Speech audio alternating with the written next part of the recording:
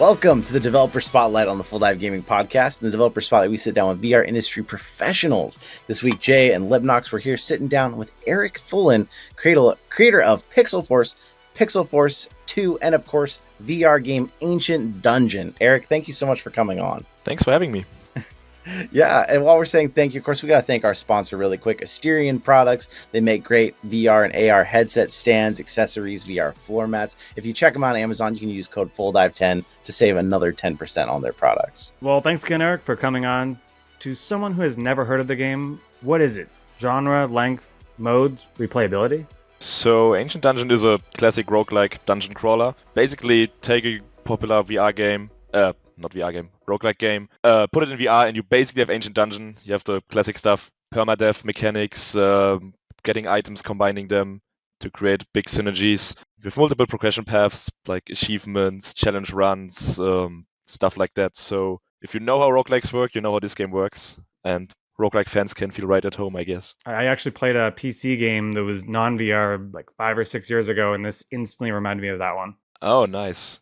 Yeah, there are a few ones that could be similar. My biggest inspiration was Binding of Isaac, at least gameplay-wise. So people have been comparing that a lot to it, even though the whole theme is different. But like how you combine items and stuff, it's kind of similar. Well, and some of the enemies definitely have that like retro, almost like old Nintendo Zelda style too. I really like that part. Yeah, true. I mean, some people compare it because you can smash the pots.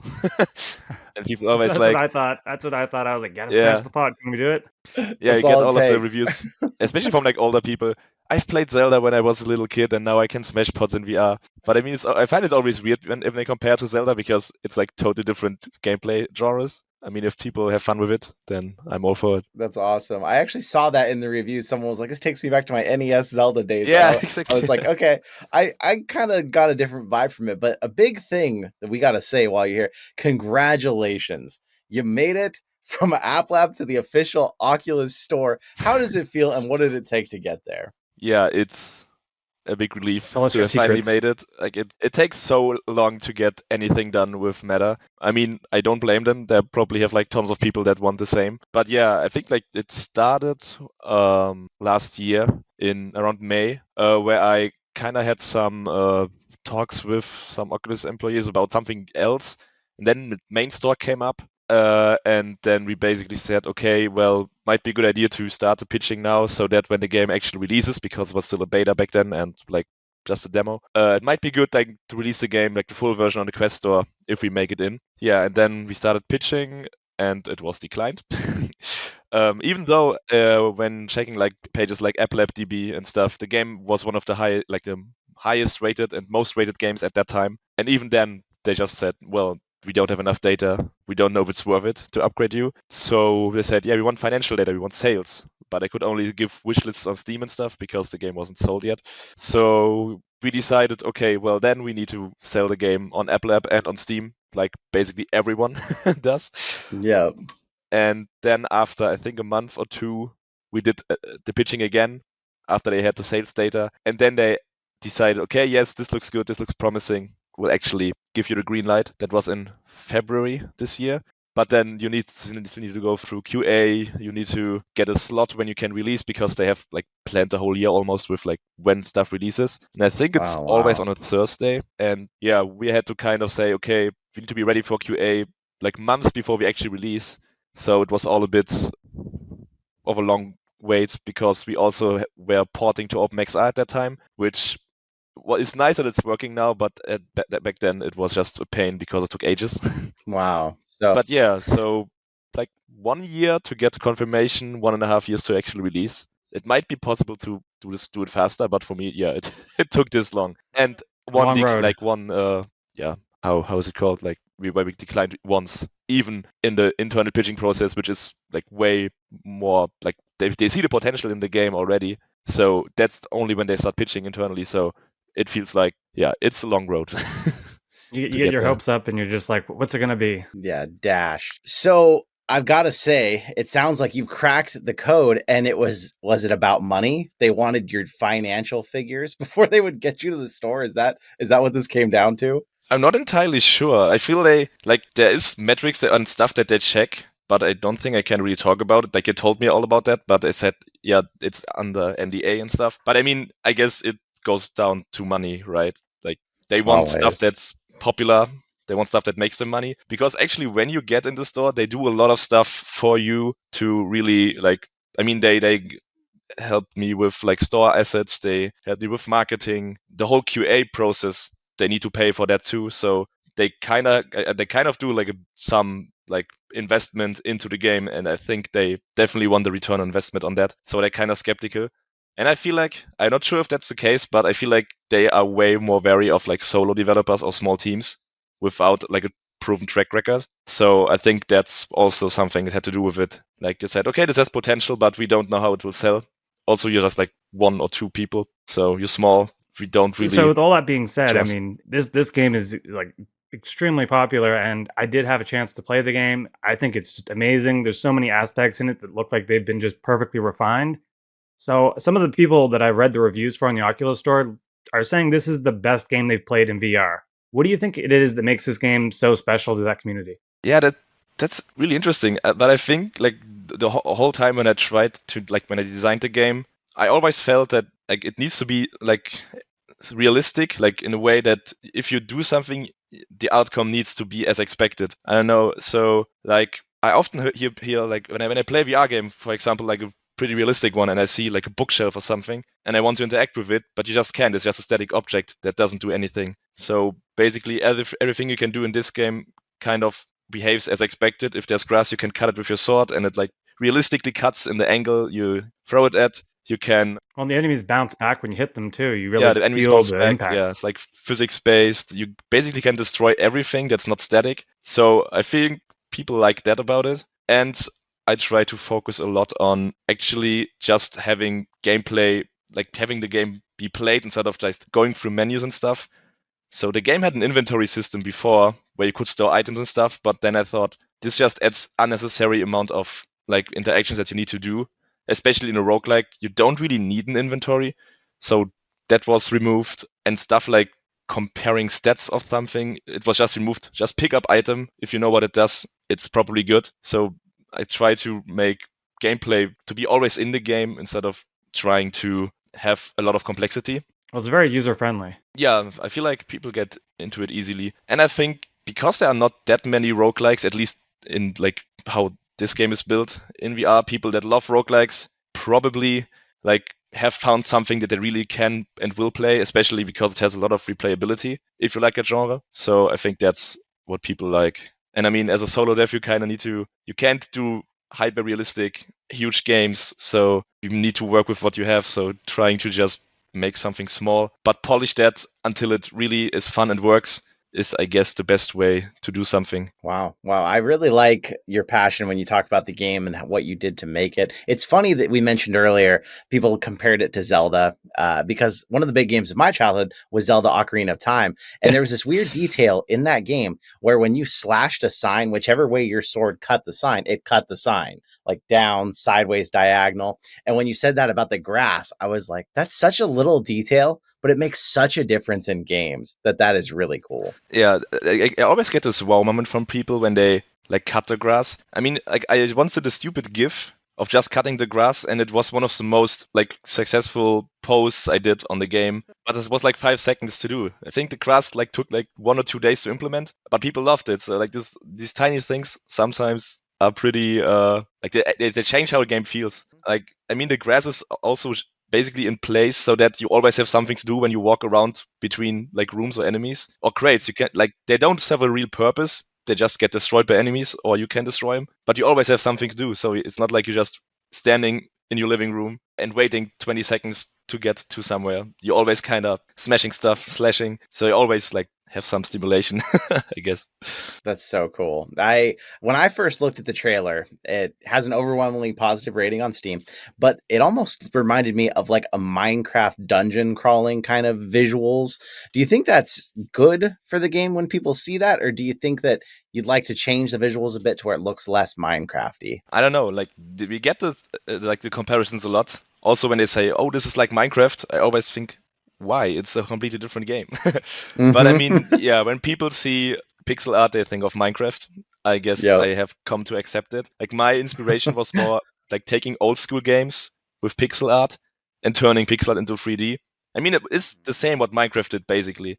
So I get I think the comparison is good. What I am a bit scared of is that people maybe have different expectations because the game gets compared with those games. I mean, Minecraft is completely different. I mean, it's a sandbox survival thing, and Minecraft Dungeons is more similar, but it's like a Diablo-esque dungeon crawler and not a roguelike. And I've gotten reviews from people who said, why can't I save? Why do I need to start from all over again? And I'm not sure if those people just don't know the roguelikes as a genre, maybe because they're young or like just new to gaming, or it was because people compared this to this is Minecraft Dungeons for VR. So I'm not entirely sure how to feel about it, but in general, I guess it's a positive thing. If many people like the game and compare it with something really popular, I feel like that's a good thing. So I feel like the art style looks amazing in the Oculus Quest headset when you're in VR, and I think that's the biggest thing with this design. It's like when you play the game, whether or not it's the beta version or the full version, it looks perfectly crisp and smooth on the headset. It doesn't look like anything is not as good as it should be. Yeah, I feel like it's pretty hard to show how the game looks like on flat screen. Yeah. I mean, many games have this issue that they look completely like really weird or cheap on a screen, but then once you put on the headset, it just feels completely different. So yeah, it's kind of hard. Challenge of the whole VR industry. Everybody's struggling with that. Definitely. So with that being said, I did mention the beta there, and it's still free to download. Are you going to keep it up there, or are you going to pull it, or are you going to do like a demo or something now that the game costs $20? So the beta is like we thought about removing it, but the issue is you actually can't. I guess you can somehow if you contact like a Meta employee or something, and they might do that. But right now, like it's just grayed out. I can't just remove it like on a whim. So, but I also don't know how much traffic the beta is actually contributing to people who buy the game. But I also don't know how many people won't buy the game because of the beta. So it's really hard to you can't really test that. You just need to either remove it or keep it, but you don't know what's better. So right now I just kind of have it exist, but it's really old. The beta is I think 1.5 years ago, and we haven't changed anything since. So the game has evolved a lot since then. There's custom music now. The graphics have been improved, all of that stuff. And I'm a bit concerned about people trying out the beta first and then maybe having a different idea of the game because it just is less polished. So I'm kind of curious, sure. Is there mod support in the beta version, or is it only the new version that has the mod support? And what do you think of the mods that you've seen released so far? I saw one of them, the Star Wars, the falling noise was added in as a sound effect. I thought that was hilarious. But yeah, so mods both have mod support, but I mean, new mods don't work in the old version. I'm not entirely sure how many people actually play the beta. I mean, it gets more downloads than the paid version, which kind of makes sense because it's a free game and it's pretty high in the list still from any App Lab aggregator. So yeah, but I mean, most mods are for the current version or for the version before that. And beta mods are really there isn't really a community over on the beta, only really on the full game. So do you have a favorite mod? Well, there was one, but the guy currently is not updating it. Which is the Gunslinger one? Yeah, the Emeralds mods of specialities where he adds variations from the weapons. He added custom biomes and stuff. It was actually crazy how much he was able to get done in this game just with the modding tools that we have, because we're still improving them. And I didn't think that people could be this dedicated to creating mods for the game, which is it's really cool. So yeah, that's one of the at least also the biggest ones and the most game-changing mods that we had. Pretty cool. That is cool. Get that community support like that. I don't know if you know Ben Outram, the creator of Squingle. We actually had on the podcast here recently, and he was kind of in a debate whether to keep the Squingle demo up or only keep the paid version. And we kind of came to a conclusion that one of the reasons that the game kept its really high rating was probably because people who tried the demo and learned it wasn't a game for them never went and bought the actual game and then review bombed it as a fact. What do you think about that as far as your beta versus your game? That's really interesting, and I have a feeling that this might actually be true, because now that the game is on the store, the rating is actually dropping because I guess more casual people or people who don't know the beta exist play the game. But I feel like App Lab is more in more an enthusiast store. So I guess people rate them more favorably compared to main store titles. Also because there's a different expectation of App Lab versus main store. But like the idea of that the demo also keeps off people that just don't like the game. Never thought about that, but that could also be one thing. Yeah. I mean, I could update the demo to basically resemble the game as it currently is, but just with less content. But that's, again, development time. Also, people that now play the demo will then have a bad experience because the demo has like a lot of content, because like one of the big inclusions of the full version is just all the polish that has come to it and the custom music and stuff. And now with that in, we can't really just update all of the game and keep the amount of content that the beta had, because then it would be no point in buying the game anymore. So yeah. I'm kind of torn between, okay, on the one hand, like the people that play the beta, like they shouldn't, like it's a free game, so basically we can do what we want. But on the other hand, people still play it and like it. So changing the game drastically for them might be a bad move. So right now I don't really want to decide or like don't know what to do. So it just stays as it is. I guess it's currently a good thing because it brings a lot more people to the game. And there's also a link that's like in the game where you press a button and you get redirected to the full game on the store. So I guess a few people definitely buy the game just because they played the version for free. Yeah. And I think there's a huge debate of like if demos affect sales or not, like even in like basically all types of gaming. And I'm not entirely sure what the conclusion is. It seems like, I mean, the game would have never become as big as it is without the demo. So I kind of feel like, okay, why remove it now? Just keep it. It brought you here in the first place. So yeah, it's a hard decision. Well, the other thing too is, I mean, people can easily refund if they really are dissatisfied with the game. Yeah, that's true. There's a lot of options, and we're touching on, I mean, bigger gaming industry questions here about demos. It's kind of like a movie trailer. If a movie trailer gives too much, you may not go see the movie. But if it entices you and you can tell it's going to be a good movie, it'll get you there. So it's not always just so cut and dry of are demos good or bad. It's if you have a really good game, a demo might get people to buy it. So I think that's just a tough problem to solve. Definitely, yeah. I looked into some of your previous games, Pixel Force and Pixel Force 2, which were mobile games, and they really reminded me of a game called Broforce that I loved, side-scrolling, shoot 'em up, although your game looked a lot more involved.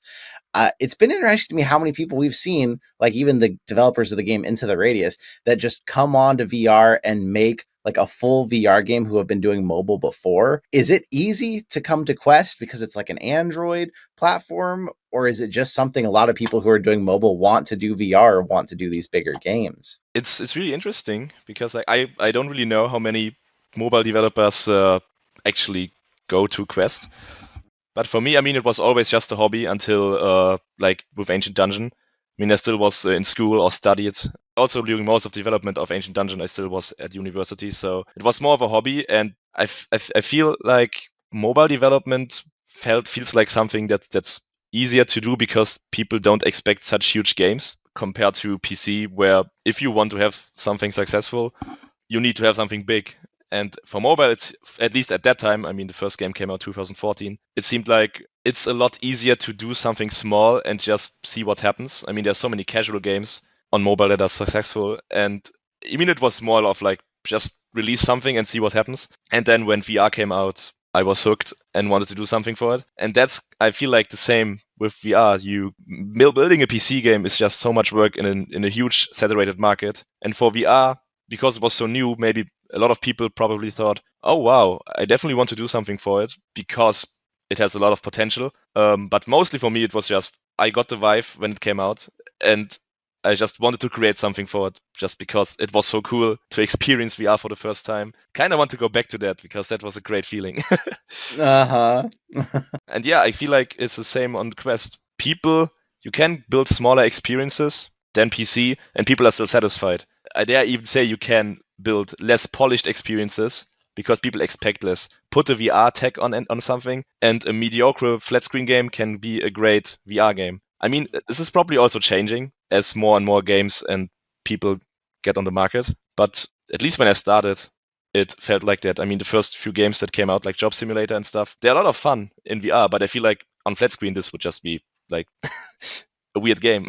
Yeah. With that being said, when you're looking at, adding things, are you going to continue adding content to this game, or are you going to go with sequel, or do you have other ideas on things you want to do instead right now? So the game is still early access, at least on Steam. On Quest, it's not, because they don't have the tag and they only allow full games on the store. But yeah, I guess it's definitely at least another year of development. The issue with roguelikes is you can just always add more stuff. Also, I mean, there's more platforms coming up for like Pico and PSVR. That's also something we want to get on. Who knows what else? Maybe Valve will finally show us a new VR headset at some point. So that's definitely something that needs to be done. And then, yeah, just adding a bit more content for the people that play the game. And as long as the game Any is teases? popular. Any teases what you're adding? Currently, it's improving the modding tools, so not too interesting. But it's also that's interesting to me. I'm super excited about that stuff. Okay, nice. Yeah. And then also just porting currently. And then the next thing would be just more varied environments, because right now each one is pretty similar in terms of visuals. So you want to add some new environments to the game to just make each one feel a bit more varied than before. And then after that, who knows? If the game is keeping up with sales and will stay successful, then I mean you can kind of add unlimited stuff, but I definitely also want to do something else in the future. What that will be, I don't know exactly, but I kind of feel like I want to do like a Metroidvania, because I feel like that's something that could be fun in VR, which hasn't been done a lot. At least I'm not entirely sure. Haven't actually looked into that yet. And I don't think I've seen anything like that. Yeah, that's what I was thinking. And then also multiplayer is something that is asked at least daily on the Discord server. And I don't know. I feel like it might be too much work to just rework the whole game to work with multiplayer, but I definitely want to give it a go and see how it will be. But that is something for way down the line. Maybe create a new game out of it with multiplayer first, because I feel like a single player game changing to multiplayer might not be as good as just creating something designed for multiplayer in the first place. So we'll see what the future brings. Nice. Yeah, I think about if you're now officially on the Oculus Store, I think that, PSVR 2, Pico, I feel like everyone takes that pretty seriously. So if you wanted to take your game to their platforms, or even make a number 2 and then launch it on all platforms, I think people will be like, oh, he's already on Oculus Store, so it's got to be good, right? Yeah, I don't really know how it will be with other games, if they need to like go through everything again, or if they say, okay, this one was popular, so the next one can also be popular. I actually wonder how that will be. It may also depend again on how big you are. If Blade and Sorcery devs want something new, then Oculus will just basically say, yeah, here, when do you want to launch? Yeah, it's not even a question. Well, with that being said, there's developers that listen to this podcast. That's actually how we get most of our developers on the podcast. What do you want to tell them who are trying to get their game to the store, trying to build a game for the store? Do you have any words of wisdom that might help them? Have patience. That's the biggest thing I would say. Sometimes getting an email reply takes ages. The internal deadlines can change. And when you're on App Lab, you're kind of like a lower priority title for them. So it just takes time. Also, don't be discouraged when you get rejected. I mean, back when there was the old pitching system, I also pitched a game, but it was rejected, like basically everyone at that time. And then the internal pitching process, second time, was also, it wasn't really a no. It was more like, yeah, release the game on App Lab first as a paid version, and then we'll see. So yeah, they take their time. And other than that, I guess it's important that you have a big audience and basically give them as much data to show them that the game might be fit for the store. Like, I think you covered it right there with all those points. I mean, it seems like getting onto the store is a huge accomplishment, and honestly, I'm rooting for you all the way. Is there anything else though about the game or the studio you guys want to share before we end this? Not a lot. Check out the game if you want. It's on Steam and on Quest. And there's not a lot else to cover, I guess, because that's the only game we currently have. I mean, we have the mobile games, but they're kind of from the past. They are not in development anymore. But I mean, if you're on the road and don't have a VR headset, you can also check those out. They're free. And they can check out the Discord for the mods too, right? True, yeah. At one point, I want to put them on some other webpage like Nexus Mods or something, basically clean up a lot of stuff. But that's why I went looking for them at first, and then I was like, where are they? And then I saw a video and it's like, okay, go to Discord, get them there. Yeah, there was a VR related modding website called Bonetome until recently, and then they closed down because I don't know why. They also had like Boneworks mods and stuff. So it was really cool that you had a dedicated website for VR mods. but they shut down, so we moved everything temporarily to the Discord. And now it's just the case of I'm just creating a page somewhere on Nexus Mods to migrate everything over, which will happen at some point. It's very low priority on the to-do list currently, so that's why it's not being done. That's the biggest issue with development. The to-do list is just growing and growing without really you getting done stuff. I mean, I get stuff done, but after that, the Trello page has 10 more stuffs on the to-do lists. So yeah, I think we fully understand. I can imagine. Life. It never ends. Yeah. Well, of course, we're going to make sure there's links in the description and everything here. And if you came over and you saw this on YouTube, you'll get to see some of the footage. But remember, same problem. It's 2D. You're not seeing the actual game and what it's all like. But True. Check it out. There's going to be, you can still check out the beta if you're really on the fence. But you're going to see that it's a lot of fun and you're probably going to think about buying the real game. So, Eric, I want to say another thank you. Thank you so much for being here with us today. Thank you so much. And honestly, thank you for making this game. I thought it was a blast of fun, and there was so many things that just made it awesome. And I can't wait to see what you get added to the game. And honestly, I'm even more excited to see what you come up with next. I'm also excited. Thank you. Well, hey, if you're out there and you're listening to the podcast and you want to see some of this footage, come over to YouTube. Of course, vice versa. If you're on YouTube, you can take us anywhere with you on the go. The podcast is always here for you. But thank you so much out there. And if you're thinking about VR for a while, what's the time to do? Dive on in.